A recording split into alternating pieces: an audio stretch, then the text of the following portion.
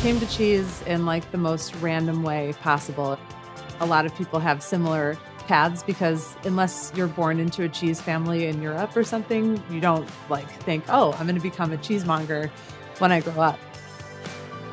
I grew up in the suburbs of Chicago and moved to New York to go to art school. Moving to New York just exposed me to so many different amazing foods that I had never had before, and cheese was one of them. So the first time I tasted great cheese, I was actually visiting a friend who was studying abroad in Italy. She took me to the Central Market in Florence. We tasted these cheeses and I was like, wait a minute, this is cheese? This is amazing. I've never had anything like this before.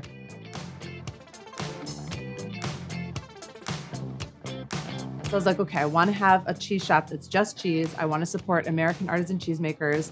I'm also 25 and like broke and have no money. So I found this little stall in the Essex Market, which is a public market on the Lower East Side. It was literally 100 square feet and the rent was literally like $500 a month, which for New York City is just like insane. I was like, okay, this is the place. This is the place. I'm going to try it. I'm going to take the leap. I'm going to see if it works.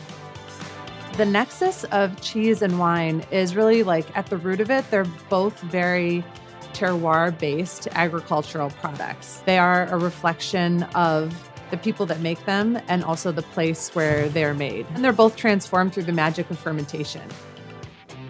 There's so much that we still don't know about, all these different microbes that play a role in developing flavor.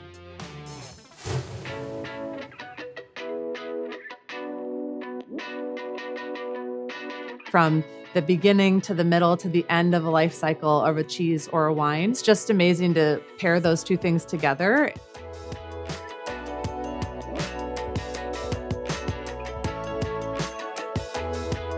Blue cheese is probably the most easily recognizable category of cheese because it has these gorgeous blue veins running through it.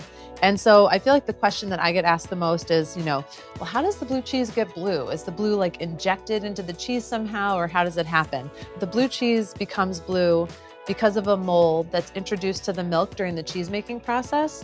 But then when the cheese is aging, that mold needs oxygen to be activated and to grow. About a week or so after wheels of blue cheese are made, the cheesemaker will come along and they will poke holes in the cheese. What they're doing is allowing oxygen to get in. And wherever oxygen gets in, the blue mold is activated and turns blue and grows.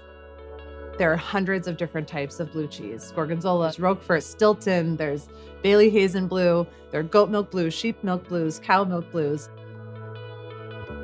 There's a whole spectrum of flavor too. So if you think you don't like blue cheese, I would recommend you try a couple and see, because there might be one that's not too intense or too crazy, and you might find one you like.